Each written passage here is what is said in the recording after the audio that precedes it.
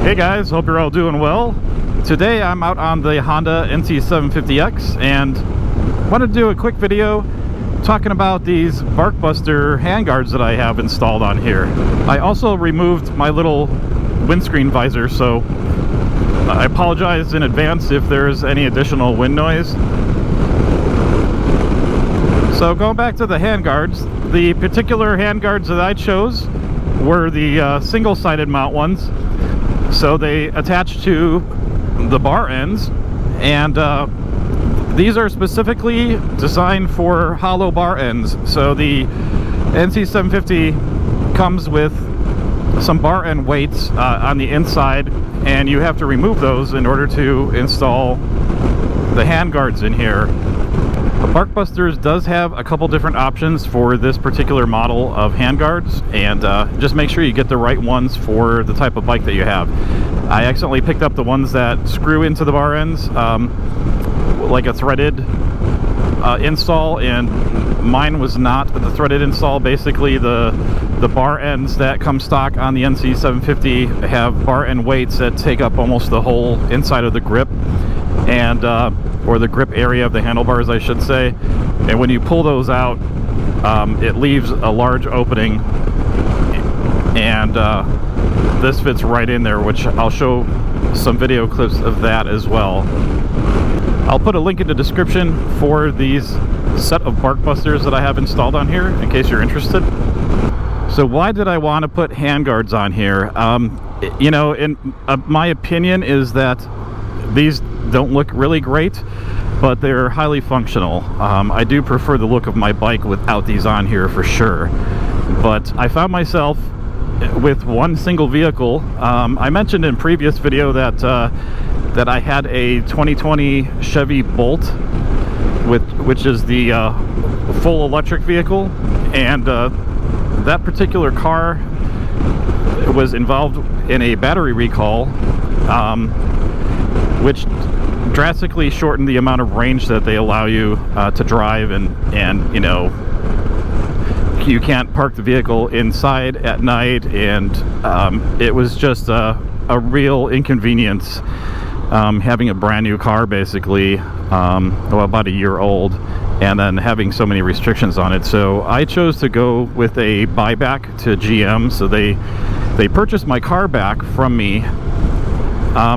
Got a great deal on it. Can't complain about that. You know, no hard feelings to GM. They took care of what needed to be taken care of, but I found myself without a car, and the process was started back in September. So this was multiple months that it took me to, you know, that I didn't know what the vehicle situation was going to be like, and I was trying not to drive it that much, just because, you know, I had an extended warranty and other things that I purchased with it that were definitely related to the amount of mileage that I put on it. So going back to the bike, I was using this bike for my daily commute to work, and was driving in, I think probably when I would go to work in the morning, it was about 45 degrees for a couple weeks in a row, and my hands were really cold. I went out and I picked up some heated gloves. Even the heated gloves weren't doing a great job. It definitely helped. I mean, I could get to work and my fingers weren't literally frozen, but I did have limited mobility in my hands by the end of the trip, so I knew that wasn't great. So what I did was installed these Barkbuster handguards on here, and then those combined with the heated gloves was the perfect solution. So that got me through, you know, 2 or 3 weeks of pretty cold morning weather. It does get cold out here in Arizona. You know, I'm from back east. I grew up in Chicago, so I know what cold is, but it's not that kind of cold, but it's definitely uncomfortable. So I would prefer not to be that cold riding to work. So anyway, that's why I put the handguards on there. You know, I was trying to record with a GoPro, and the footage didn't come back really great, so I recorded some of it with my cell phone, and I will put some of the footage in there from that. Apologize that the shaky cam nature of cell phone footage is not as good as the footage from the GoPro, the stabilization, but you get the point of, you know, how it's installed and what I went through to put these on there. So if you're interested, stay tuned and I will show you how I installed these. On the NC750X, the way to get the internal and external bar end weights out of here is that you first have to peel back the end of the hand grip. It is glued into place, so you might have some excess glue that you have to get out of the way. I've already peeled the hand grip back far enough to expose the little locking tab hole. There's one here and there's one on the exact opposite end of the bar. Now I have taken this little pick tool and already scraped out the excess glue that was on both sides, and then I've also scraped some of it off of this end here, and allows this to turn freely once you pop these tabs in here with a screwdriver or something.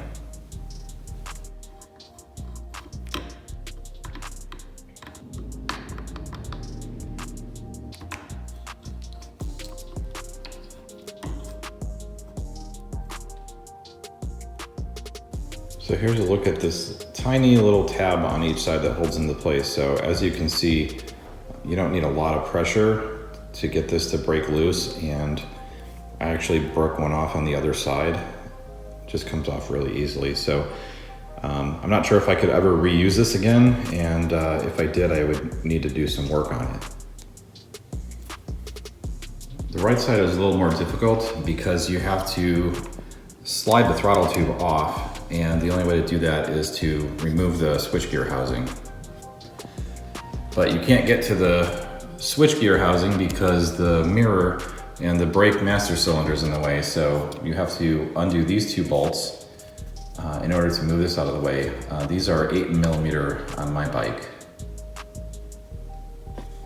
So here's the first screw that we have to get to in the back, and then the other one is behind here. You can almost see it peeking through back here. That's the screw we have to get to.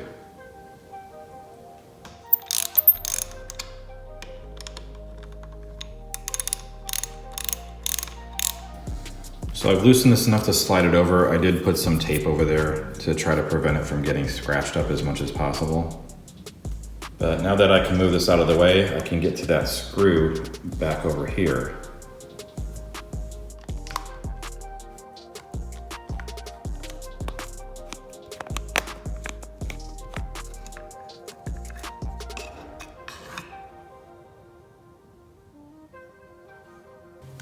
So the throttle tube is still stuck in here by the front, or the rear of the housing, I guess. And in order to remove that, there are 4 more screws that need to be removed, and that is this one, and then 2 on the bottom here. I believe it's this one and this one. Okay, this is moved back enough now. I need to remove the weight off this end so that I can slide off the throttle tube. Now, if you hold this while you're unscrewing with the screwdriver, then you can pull this off separately without having to remove the internal portion of it just yet. So with that off, I'm going to slide this out of the way, and now I'll have access to the little locking hole, the locking tab that holds the internal weight in place. I'm going to just push gently with this screwdriver down in the hole on each side while I pull on this to break it loose from this little locking hole. Now, on my bike at least, this is not easy to remove. It does take just slow progress. Just pull on the external weight and kind of spin it around while you're pulling backwards on it. But you gotta hold the bike for leverage because this is in there pretty good. Now, just be aware that I had to put a lot of pressure on this to get this little tab to disconnect, unhook from this little hole here. And on the left side grip, it actually broke off. This one looks like it's still intact, but Yeah, I broke off the one on the bottom this time. So just be aware, if you do it this way, you might not be able to reuse these.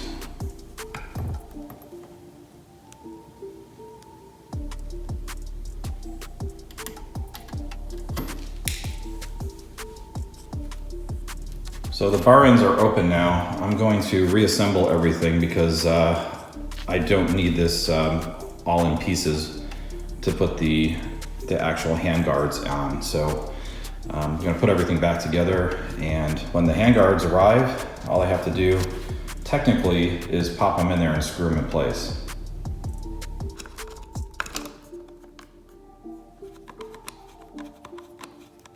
I didn't find a lot of good instruction online for taking off the hand grip on this side. So what I did was I went to Honda's website and looked up the instructions for putting heated grips on there, and it basically explained the whole process of taking this whole assembly apart. So what they did recommend is that when you're putting it back together, that you line up your master cylinder bolts here with this little punch mark that's in the handlebar. There's a tiny little punch mark on the handlebar, and they recommend lining that up with this part here so that you get the your master cylinders and your brake lever and your mirrors in the right spot. And that seems to be, it feels like how it did when I first got the bike, so I'm going to leave it there and just tighten these up now.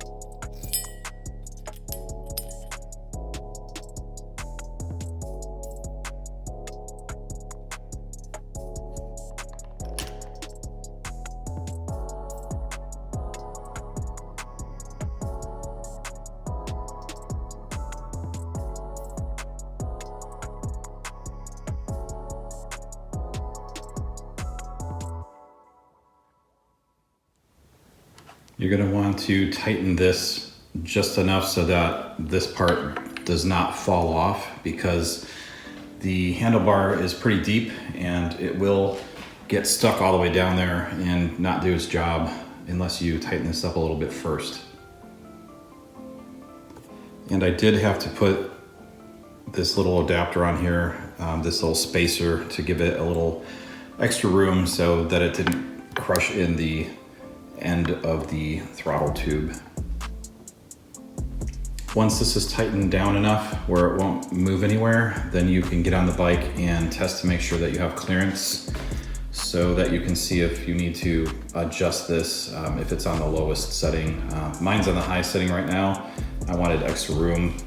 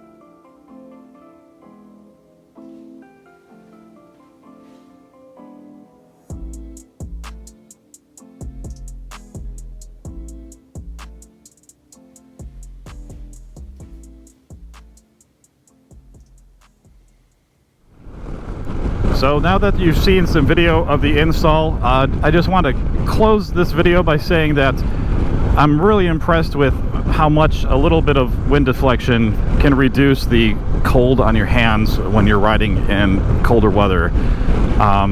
These things have been a great investment. They weren't that much money and definitely made an improvement on my comfort level.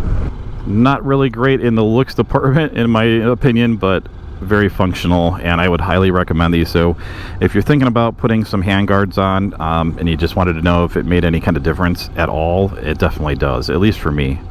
Hope you found this video useful. If you did, click that like button, and I will see you guys on the next one.